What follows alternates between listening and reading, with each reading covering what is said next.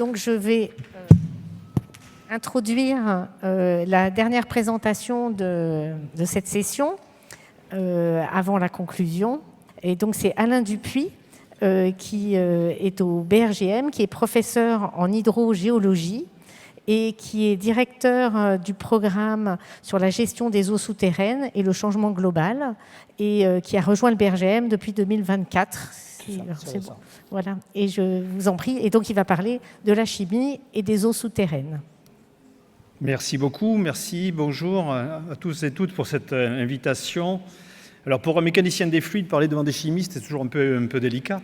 Je vais vous raconter une histoire du cycle de l'eau et je vais essayer de vous amener, après avoir parcouru les nuages, je vais essayer de vous amener dans le sous-sol et essayer de vous démontrer sur en quoi la chimie est vraiment utile pour un hydrogéologue.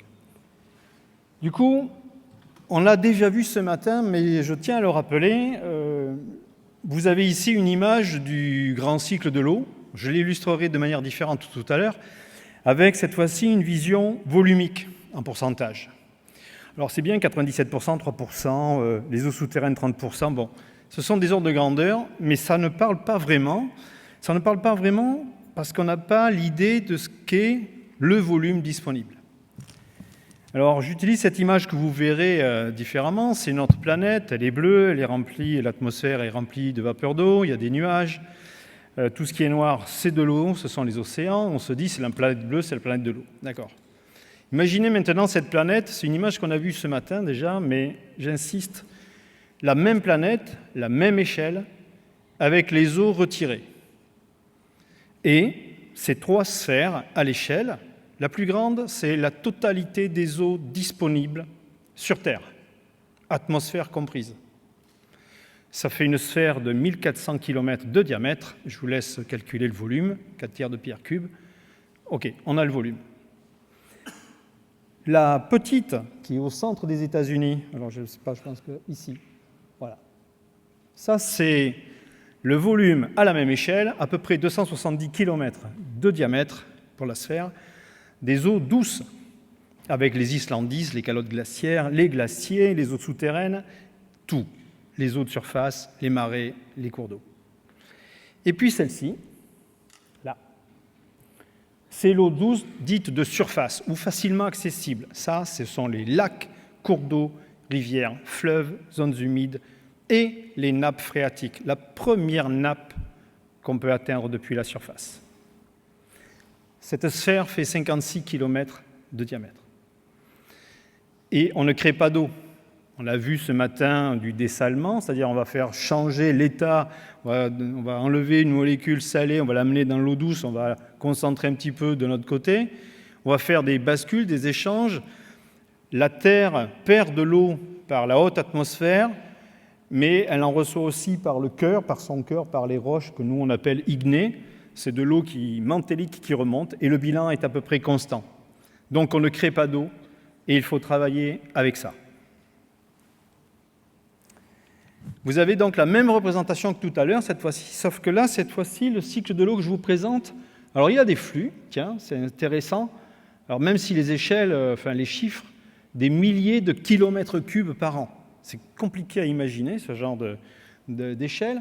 Mais ce qui est intéressant dans cette représentation, c'est que vous avez des volumes échangés, et puis vous avez des chiffres encadrés, et ça, en fait, ce sont les stocks. Donc ce qu'il faut bien comprendre, c'est qu'on a des images, des représentations du fonctionnement de notre grand cycle de l'eau, et c'est celui avec lequel on travaille, c'est celui dans lequel on se situe. On a parlé du petit cycle tout à l'heure, on a parlé des nuages à l'instant. Alors oui, il y a le rôle de l'atmosphère, il y a ce qu'on y a mis dans l'atmosphère, un petit peu de CO2 qui a eu, avec l'explication qu'on a eue ce matin, l'augmentation des températures, le principe de Claudius-Clapeyron qui fait que oui, cette atmosphère plus chaude peut contenir plus d'humidité, plus de vapeur d'eau. Le problème, c'est que quand cette vapeur d'eau veut bien se condenser et tomber en précipitation, on a les perturbations que l'on connaît, avec l'augmentation des fréquences de ces événements extrêmes. Et tout ça vient donc perturber ce grand cycle de l'eau avec des incidences sur la surface. Ça, tout le monde les constate. Et je vais essayer de vous montrer que ça a aussi des incidences par rapport au souterrain. Parce que le souterrain, c'est, vous l'avez vu, le plus gros volume disponible, le plus gros stock facilement accessible, parce que les glaciers, les calottes glaciaires, celles-ci, on ne les aura pas, elles vont fondre en plus. Et puis là, on va jouer avec donc, des volumes finis, des flux importants et des temps de renouvellement très très variables. Autrement dit, des vitesses de circulation radicalement différentes entre les grands ensembles qui constituent notre cycle de l'eau. Et ça change tout parce qu'on va devoir gérer, on va dire, cette approche, ce grand cycle de l'eau, de manière différente.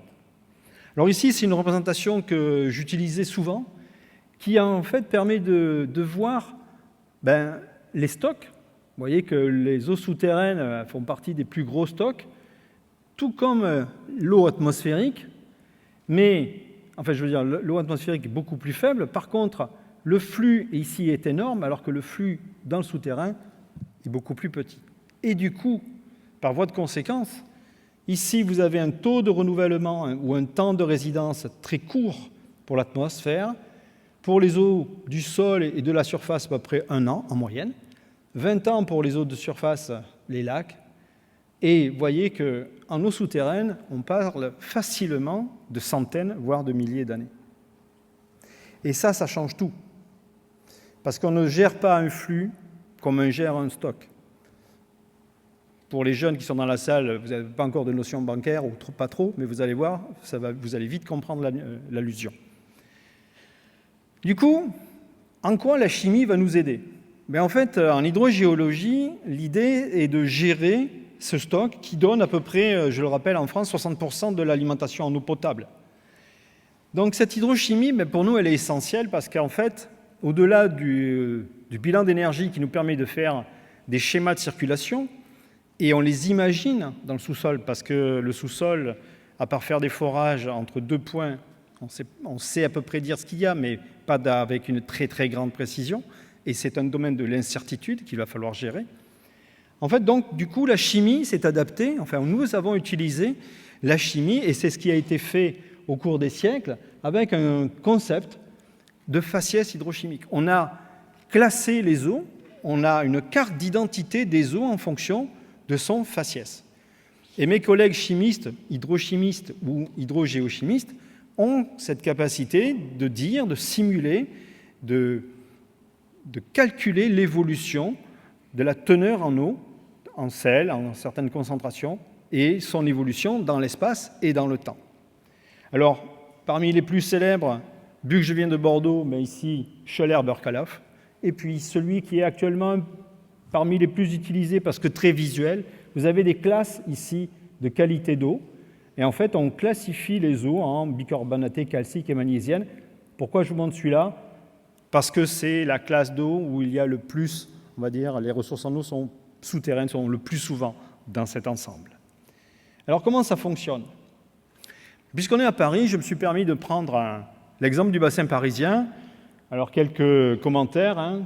La carte géologique du bassin parisien, la coupe géologique du bassin qui correspond à cette ligne ici. Vous voyez qu'on part des Vosges et on va jusqu'au Pays d'Auge. Paris ici. Donc, on est bien un bassin fermé qui se poursuit au-delà de la Manche jusqu'en Angleterre. Et puis, ce qu'il faut comprendre, c'est que sur cette pile sédimentaire, voilà, tout ce qui est colorisé, ce sont les aquifères. Alors les aquifères, c'est quoi ? C'est la roche qui contient l'eau, dans laquelle l'eau peut circuler, dans laquelle on peut puiser de l'eau. Ailleurs, ici, quand ce n'est pas colorisé, on appelle ça un aquitard ou un semi-perméable. C'est toujours rempli d'eau. L'eau y circule moins vite et moins bien que dans un aquifère, mais surtout, dans cet aquitard, nous, vous, on ne sait pas sortir de l'eau, on ne sait pas l'exploiter. Donc, on n'exploite l'eau que dans les parties colorées. Alors, lorsqu'on va faire ça, on va commencer à regarder les interactions entre la roche et l'eau qui y circule. L'eau qui y circule, elle vient forcément, à un moment ou à un autre, en un lieu donné, de la surface. Donc, ce sont des eaux de précipitation avec la concentration d'une eau de pluie. Et puis, on va voir qu'au fur et à mesure du cheminement, cette eau, elle va changer. Elle va changer comment ? Voilà, ici, j'ai pris volontairement une nappe stratégique, c'est la nappe de l'Albien. qui, donc, sous Paris, était connue pour être artésienne, il y a longtemps. Artésienne, ça veut dire quoi? C'est-à-dire qu'on faisait un puits jusqu'à cette couche géologique, qui est à peu près à 400 mètres de profondeur sous Paris, et l'eau, par surpression, jaillissait. Voilà. Mais en fait, si vous regardez bien, on arrive maintenant à classer, en fonction de là où on est, les eaux en fonction de leur composition. Ici, la nappe est dite libre, c'est-à-dire qu'elle reçoit directement les précipitations. L'eau s'infiltre au travers le sol, percole dans le sous-sol, rejoint l'aquifère et se charge en éléments qui sont contenus dans la roche. Alors tout va bien si cette roche ne contient pas d'éléments, on va dire, un peu spéciaux, mais si malheureusement, lorsque cette roche, qui a des millions d'années, elle, s'est sédimentée, et il y a eu à un endroit une concentration à un élément X ou Y, par exemple le sélénium, en fait, une ressource en eau profonde, une nappe riche en sélénium, la roche posée, c'est une eau thermale parce qu'elle a du sélénium à cet endroit-là. Donc en fait, il va falloir composer avec tout ça, et puis après vous voyez que ces eaux convergent vers Paris, en fait, convergent vers le centre, les sources d'écoulement sont vers le centre, et ici aussi. Ici, vous avez l'extension très très macro de l'aquifère de l'Albien sous le bassin, et là, vous avez la cartographie des types d'eau, et vous voyez qu'on a des eaux qui sont cette fois-ci différentes. Donc on a une évolution de la qualité de l'eau en fonction de l'espace où on se trouve, en fonction de la géologie que l'on a donc rencontrée, en fonction des contraintes d'écoulement que l'on a pu avoir. L'hydrochimie, la géochimie, elle ne sert pas simplement à caractériser le faciès de l'eau. Les modélisateurs, les hydrochimistes modélisateurs qui ont la capacité à calculer comment cette eau va évoluer en fonction de l'encaissant, de la nature géologique, sont également capables de dire, et ici je prends l'exemple du sud-ouest, puisque ce sont des nappes un peu plus profondes, avec un bassin légèrement différent, qui se jettent dans l'océan cette fois-ci. En fait, on a réussi à déterminer qu'en fait, vous voyez ici, je vous ai mis, peu importe où c'est, mais je vous ai mis une frontière en pointillé. En fait, il s'avère que dans les premiers schémas qu'on avait, pour vous donner la profondeur, on est à peu près à 600 mètres de profondeur, là, la nappe dont on parle. On avait imaginé des écoulements beaucoup plus simples, ici du sud-est vers le nord-ouest. En fait, il y a une barrière qui a été créée, qui s'est mise en place naturellement, avec des chimies de l'eau incompatibles.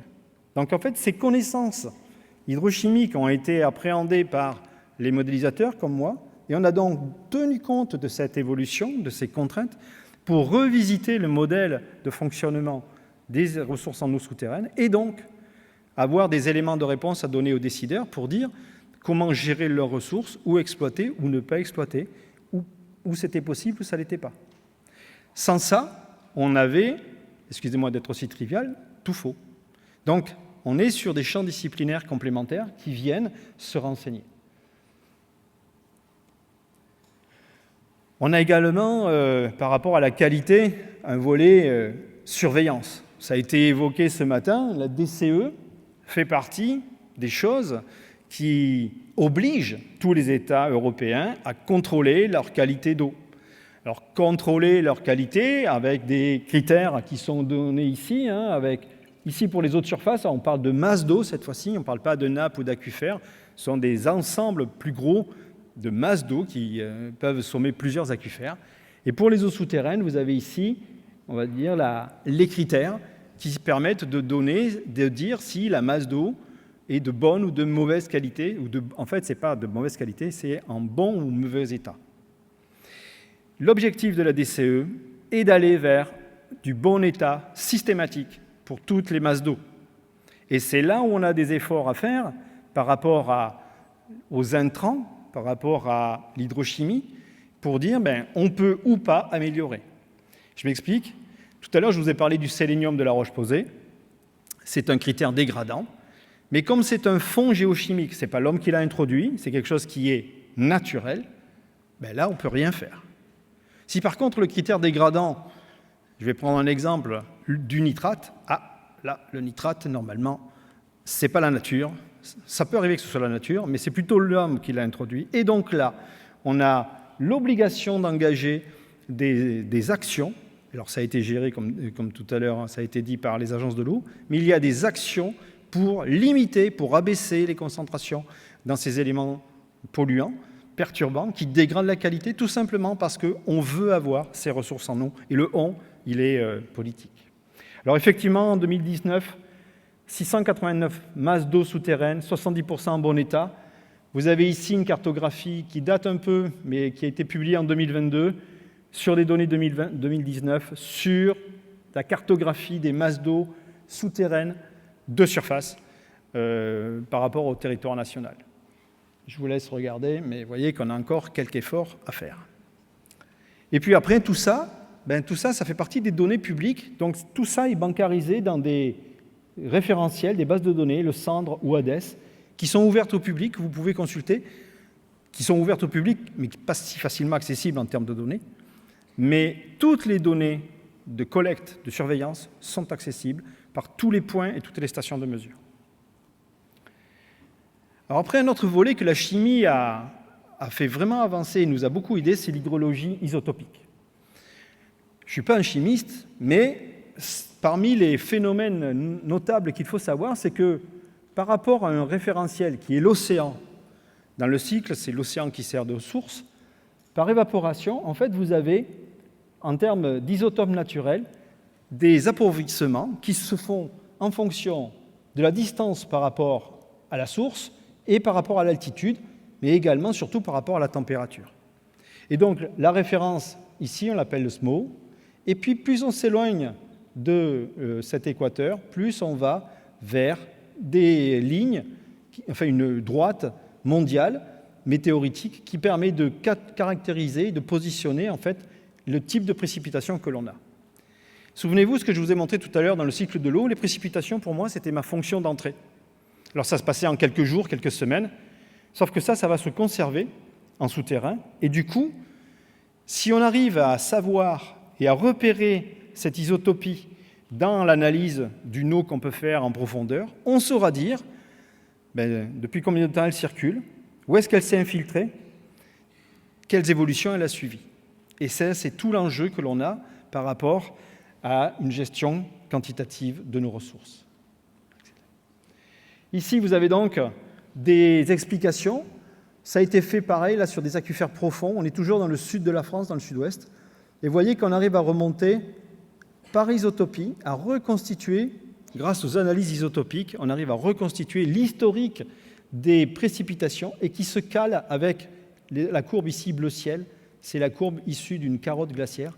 Donc on arrive à reconstituer le paléoclimat et à se situer par rapport donc, à cette fonction d'entrée de notre système. Ici, vous avez les nouvelles technologies ont fait évoluer. Et donc ça, c'était la courbe bleue, c'est ce qu'on avait produit il y a 20 ans maintenant. Et grâce à l'analytique et au progrès de l'analyse, on a pu recaler et on se rend compte qu'on a, dans ce fameux bassin, qui pourtant circule, des eaux qui avoisinent 50 000 ans d'âge. Toujours sur l'isotopie, cette fois-ci, l'isotopie ne va pas porter, et c'est assez nouveau, non pas sur la molécule d'eau en elle-même, mais sur le polluant. On va regarder les isotopes naturels qui participent à la composition du polluant et on va le traiter de la même manière, pour pouvoir dire quoi? Pour pouvoir dire, en fait, essayer de voir, là je vous ai donné l'azote, pour essayer de voir par rapport à son rapport, son delta azote 15, par rapport à son origine potentielle. Ça permettra d'être plus précis, ça permet d'être beaucoup plus précis par rapport à son origine et donc d'aller identifier la cause sur laquelle il faut jouer. Et puis, dans les derniers développements, ça a suivi le cursus de la présentation qu'on a eue, et là, je vais être beaucoup plus rapide, puisque ce transfert des compétences que vous avez vu tout à l'heure, qui vous ont été explicitées de manière analytique complète sur les eaux de surface, on est en train de se poser la même question et on est en train de travailler de la même manière sur les eaux souterraines. Cette fois-ci, pour identifier, pour identifier l'évolution, cette fois-ci, des phyla dans les eaux souterraines, parce que là, pour l'instant, les eaux souterraines, jusqu'à une dizaine d'années, on se disait, bon, les eaux souterraines, ça va, il n'y a pas trop de vie.